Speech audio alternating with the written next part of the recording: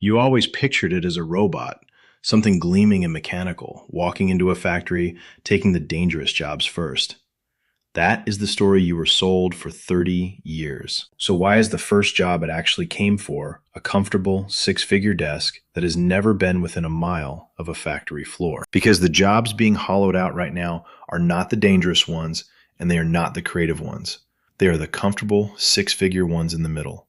The analyst who turns messy data into a clean monthly report. The coordinator who keeps 10 people aligned over email. The associate who reads 100 documents to find the 3 lines that matter. Nobody is wheeling a robot up to their desk. Something much quieter is happening to that desk. What is actually replacing them is a workflow, not a machine with a face. A short, unglamorous chain of steps that a model now runs in seconds. And to understand why that should change what you do next, you have to see what those well-paid jobs were really made of underneath the title. Here is the uncomfortable truth about a lot of high-paid work. Strip away the meetings and the title, and much of it is moving information from one shape into another. A spreadsheet becomes a summary. A pile of notes becomes a decision memo. A messy inbox becomes a clean schedule. The salary was never really paid for the typing. It was paid for the judgment hidden inside that translation. But the typing was the moat, and the moat just drained. Consider what the research is actually saying, because it is blunter than most people expect. In 2023, a researcher named Tina Elandu and her colleagues at OpenAI and the University of Pennsylvania published a paper with a deadpan title, GPTs are GPTs. They estimated that around 80% of U.S. workers could have at least 10% of their tasks touched by language models. And here is the part that should make you sit up. The exposure often rose with income and education. The higher paid, more credentialed roles were frequently more exposed, not less. The disruption is climbing the ladder, not sweeping the floor. The McKinsey Global Institute, in its own 2023 report on generative AI, pointed at the same target. The work most in the blast radius was knowledge work heavy on language and routine analysis, the very thing that used to feel safe because it required a degree. So is the comfortable office job simply doomed? Not exactly. And this is where it gets interesting. You need the honest counterweight here, because the loud voices skip it. Darren Acemoglu, an economist at MIT, has argued that the real productivity gains will be smaller and slower than the hype promises. He may well be right. Both things can be true at once. The shift can be genuine and oversold in the same breath. So your job is not to bet on the exact timeline. Your job is to stand on the right side of it before the crowd notices there are sides. Let me make this concrete so it stops being a headline and becomes a picture. Think about the monthly reporting job inside almost any mid-sized company. Someone, often paid very well, spends 3 days a month doing the same dance. They pull numbers from 4 systems. They clean them. They paste them into a template. They write a few paragraphs explaining what moved and why. Then they send it to people who skim it in 90 seconds. 3 days of a skilled person's life, every month, turned into a document that gets glanced at. That entire dance is a workflow. And a workflow is exactly the thing that can now be rebuilt. Do you see the shape of the opportunity yet? You are not meant to fear that workflow.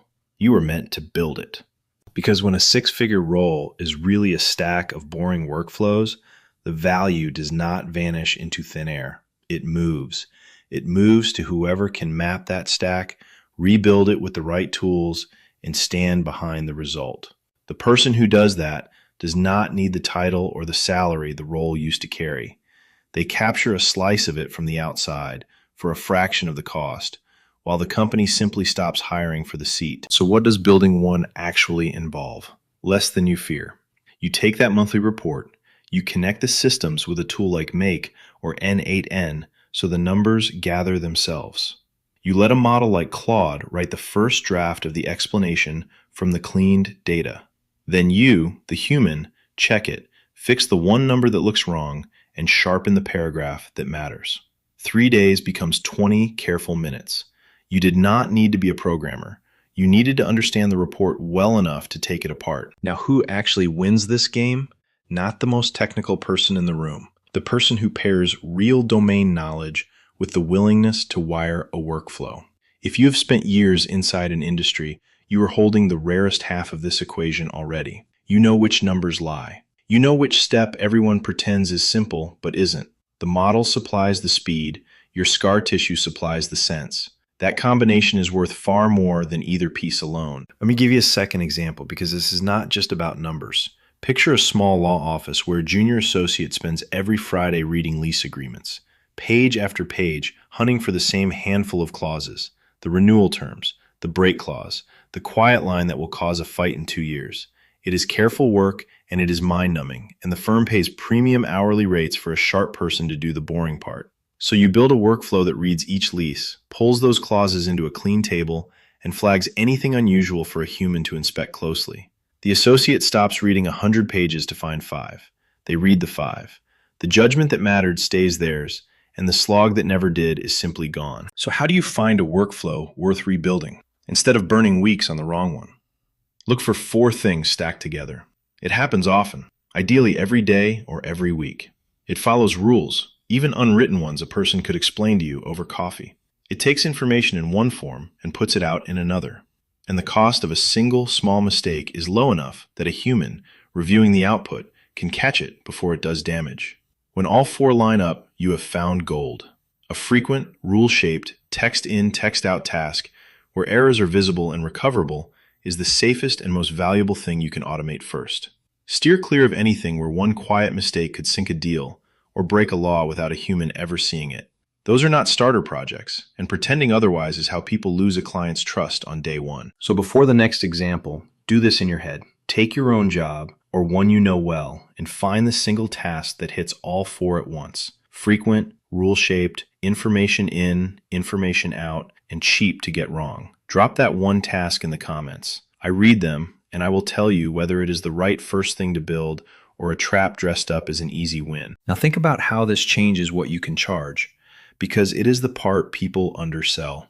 A company that pays an analyst 3 days a month for a report is spending real money on those 3 days, every month, with no end in sight. If you rebuild that into 20 reliable minutes, you are not selling them a piece of software they could have downloaded.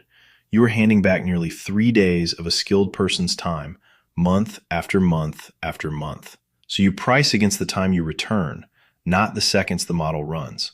That is why one well-built workflow can quietly pay you like a small retainer, and why a handful of them stacked across a few clients start to look an awful lot like a real income. There is a compounding effect here that most people miss entirely. The first workflow you rebuild in an industry is the hard one. You are learning the systems, the vocabulary, the quiet exceptions nobody bothered to write down. But the second company in that same industry has almost the same report, the same clogged inbox, the same dreaded Friday ritual.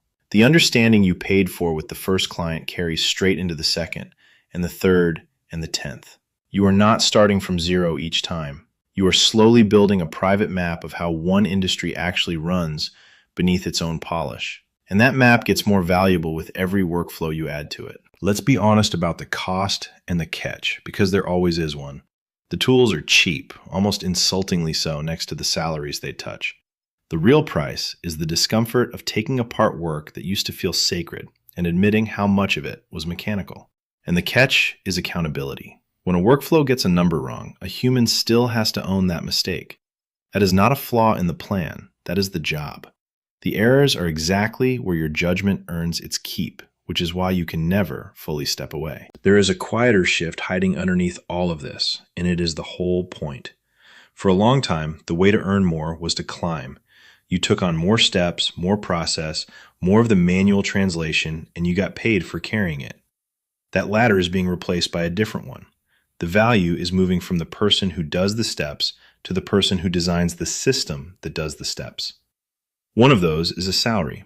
The other is something you can build and sell to more than one company at a time. But hold on to the caveat because it will save you. This is not a magic button, and it is not passive. Workflows break. A system you connect changes its format, and your careful pipeline spits out garbage on a Monday. The people who win are not the ones with the slickest setup. They are the ones who treat it like real work, watch the outputs, and stay close to the moments that carry risk. The tools became simple. The responsibility did not move an inch. So where do you point this first, while most people are still arguing about whether it's real? Find one workflow. Just one. A report, a process, a recurring chore that eats a whole afternoon of a smart person you know. Map it on paper, step by step, exactly as it happens now. Then rebuild the boring 80% with a tool in the middle and your own judgment guarding the end. You do not need to replace the job. You only need to rebuild one of its workflows and prove to one person that it works. A real caution before you start.